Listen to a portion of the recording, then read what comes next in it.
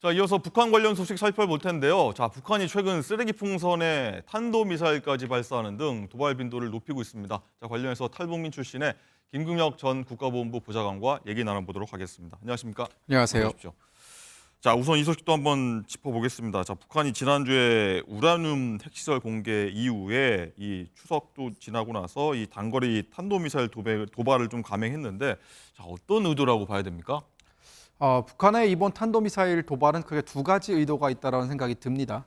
첫 번째로는 많은 전문가들이 예측하다시피 현재 북한이 단계적으로 도발의 수위를 올리고 있지 않습니까? 네.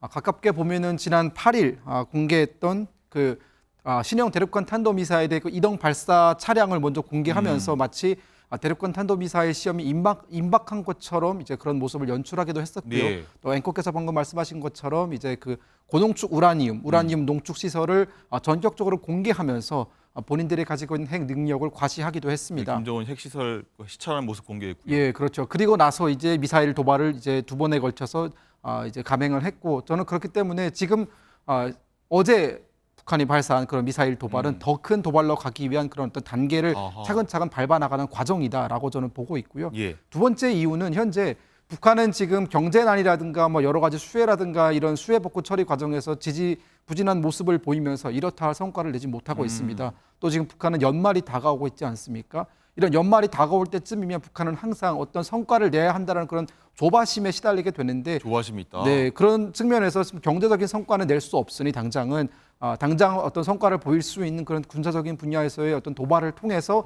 주민들을 결속시키고 또 본인들이 이러한 성과를 내고 있다라는 것을 내부적으로 선전하기 위한 용도라고도 저는 보고 있습니다. 그렇군요. 어쨌든 이렇게 계속해서 북한이 도발하는 이유로 뭐 일각에서는 뭐 가장 큰 이유로 미국 대선을 일단은 많이들 꼽고 있는데, 일각에서는 이 트럼프를 지원 사격하는 거 아니냐 이런 얘기까지 나오고 있는데, 미국 대선이 기회다. 북한은 이렇게 지금 보고 있는 걸까요?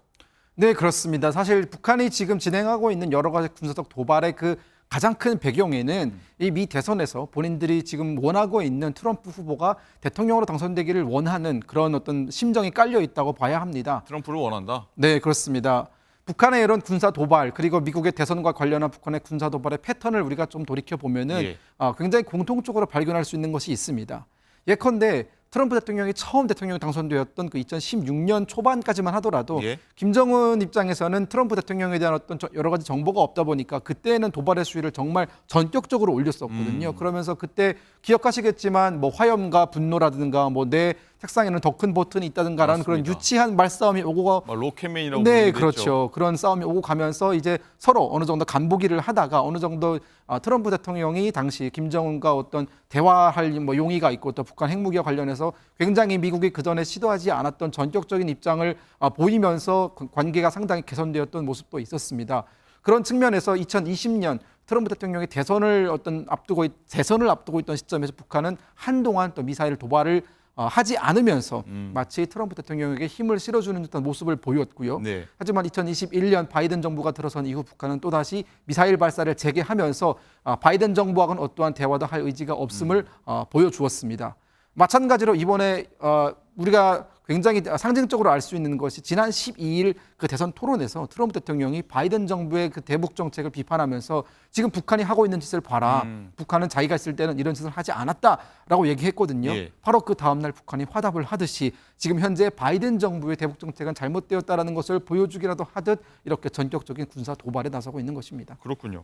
어쨌든 우리 정부도 강한 입장 표명을 했는데 미사일 발사에 대해서요. 이 11월 미국 대선을 이제 코앞에 두고서는 혹시 더 큰 도발을 할 수 있다 이런 분석까지 지금 나오고 있는데, 예를 들어 뭐 7차 핵 실험이랄지 이런 것까지 나오고 있는데, 이 가능성은 어떻게 보십니까? 저는 현재 그 가능성은 높다고 보고 있습니다. 왜냐하면 10월 위기설이라는 것이 벌써 미국 정계에서 나오고 있는데요. 현재 트럼프 대통령, 그 트럼프 후보와 또 해리슨 후보 사이의 그 지지율 격차가 그렇게 크지 않습니다. 네. 그렇기 때문에 이 북한이라는 변수가 상당히 중요하게 작동할 수 있고요. 현재 지금 김정은 위원장이 노리고 있는 것은 새로운 정부가 미국에서 들어서기 이전에 본인들의 어떤 핵 보유국으로서의 지위를 공고히 하는 것이 먼저고, 특히나 이번에 이례적인 것이 민주당이라든가 공화당이라든가 양당의 어떤 모든 어떤 대선 정책에서 북한의 비핵화는 빠져 있거든요. 네. 즉 북한의 그 비핵화라는 것이 더 이상 어떤 중요한 의제로 논의되고 있지 않다라는 것이 확인되고 있는 이때야말로 북한 입장에서는 본인들의 핵 보유국으로서의 지위를 공고히 할 수 있는 절호의 기회다라고 여기고 있는 것이고요. 네. 그렇기 때문에 이런 상황에서 본인들과 대화가 잘 통하는 트럼프 대통령을 올려 세우기 위해서는 결국은 어떤 더 큰 도발을 통해서 바이든 정부의 어떤 외교 정책이라든가 대북 정책은 철저히 실패했다라는 것을 좀 미국 유권자들에게 각인시켜줄 필요가 있겠죠. 그렇군요. 어쨌든 뭐 우리로서는 굉장히 우려할 만한 상황이 계속 벌어지고 있다 이렇게 좀 해석해야 될 것 같습니다. 자, 북한 내부 상황도 한번 짚어볼 텐데 최근에 조선중앙TV가 다큐멘터리 하나 공개했는데 내용이 화제입니다. 어떤 내용이죠? 네, 지난 조선중앙TV는 지난 6일 빛나는 삶의 품이라는 다큐멘터리를 방영을 했고요. 그 33부의 내용인데 그 속 제목은 이렇습니다. 영원히 붉은 단기와 함께라는 제목의 다큐멘터리를 방영을 했습니다. 네. 주된 내용은 김일성 시대 때부터 김정일 지금 시대를 나오고 있는 거쳐 영상입니다. 예. 그리고 김정은 시대 때까지 즉 3대에 걸쳐서 김씨 정권에게 무한히 충성했던 그 형언명의 원로라고 부르죠. 그런 사람들의 일대기를 이제 조명하면서 이 사람들이 결국 김씨 일가에게 이렇게 충성을 바쳤기 때문에 김씨 일가도 즉 김정은 위원장도 이들에게 굉장히 극진히 대우를 해줬다라는 식의 즉 북한 주민들에게 어떤 김씨 일가의 어떤 정통성을 강조하고 또 그들의 충성심을 이끌어내기 위한 그런 다큐멘터리를 방영을 했고요.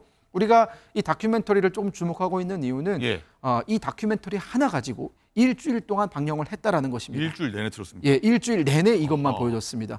의도가 있겠죠.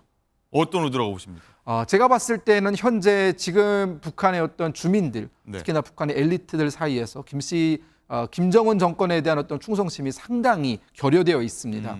여러 가지 측면에서 뭐 모든 어떤 수혜의 책임을 엘리트들에게 물어서 그들을 처형한다든가 그런 보도가 있었죠. 네, 그렇죠. 그리고 저희가 방송에서 여러 차례 전해드린 바와 같이 현재 청년 세대를 중심으로 뭐 나만의 드라마라든가 뭐 노래라든가 이런 것들 들었다는 이유로 또 사진 한 장 찍었다는 이유로 굉장히 가혹한 처벌을 하고 있지 않습니까? 그런 처벌의 대가는 결국은 주민들이라든가 엘리트들 모두가 북한 정권에 등을 돌리고 있는 그런 상황이거든요.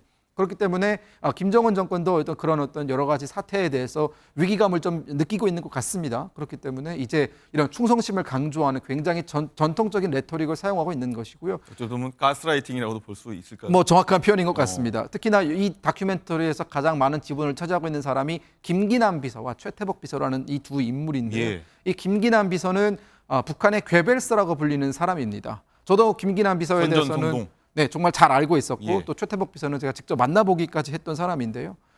이 김기남 비서는 정말 60년대부터 북한의 선동 관련해서 줄곧 외길을 걸어왔던 어떤 북한 체제를 가장 맨 앞장에서 선전하고 또 북한 주민들에게 충성심을 요구하는 그런 일을 했던 사람이기 화면에 때문에 나오고 있는 인물이죠. 네, 그렇습니다. 또 저 사람이 돌아갔을 때에는 김정은 위원장이 직접 운구 행렬까지 쫓아갔을 정도로 굉장히 각별했던 사이고요. 저런 사람들을 조명하고 또 저런 사람들에 대해서 김정은 위원장이 극진한 어떤 뭐 여러 가지 보살핌을 뭐 보내줬다라는 것을 강조하고 있는 이유는 즉 정권에 충성하면 김씨 정권도 그들에게 마땅한 어떤 보답을 해준다라는 메시지를 좀 보내주기 위함이 아니었나라는 생각이 듭니다. 그렇군요. 저 말씀 중에 이제 북한 뭐 내부 상황이 좀 심상치 않다 이런 말씀해 주셨는데 이것도 있습니다. 뭐 일명 김주의 패션이어서 예. 김정은 룩이라는 것도 있는데 여기에 대해서 북한이 단속에 나섰다고 하더라고요. 이것도 무슨 내용입니까? 참 우리가 방송에서 얘기할 수 있는 그런 정말 그런 내용이 아닙니다. 사실 정말 황당한 내용이고요.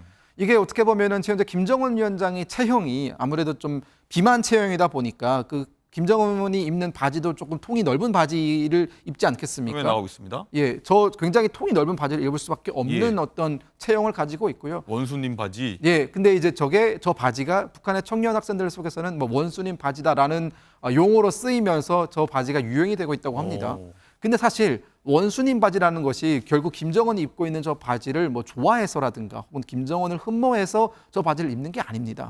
약간의 조롱의 의미도 있거든요. 조롱이 있습니까? 네, 왜냐하면 북한에서는 저렇게 살이 찐 사람에 대해서 그렇게 흔하지 않습니다. 그리고 마른 체형이 많죠. 마른 체형이 훨씬 많고 또 마른 체형이 선호됩니다. 그렇기 때문에 저런 어떤 육중한 체중은 사실 어떤 지도자급이 저런 체형을 가지고 있다는 것은 북한이 그렇게 대놓고 선전할 수 있는 것만은 아니죠. 그렇기 때문에 청년 학생들 사이에서 저런 바지가 유행되고 있다는 것은 북한 당국이 느낄 때에는 네. 어떤 최고 존엄에 대한 어떤 일종의 조롱으로 느껴지기 때문에 대놓고 하지 말라라고 요구는 못하지만 그냥 암묵적으로 단속에 나서고 있다라고 합니다. 입지 말아라. 네. 그렇기 때문에 뭐 이런 소식통에 의하면 청년들 사이에서는 원수님이 입기 때문에 입는 건데 그럼 본인은 입어도 되고 우리는 입지 말라는 것이냐라는 그런 조롱 섞인 어떤 반발도 하고 있다라는 것이 지금 현재 들리고 있는 북한 내부의 소식입니다. 그렇군요. 자, 북한 소식 오늘까지 여기도 한번 들었습니다. 오늘 말씀 여기까지 듣겠습니다. 고맙습니다. 감사합니다.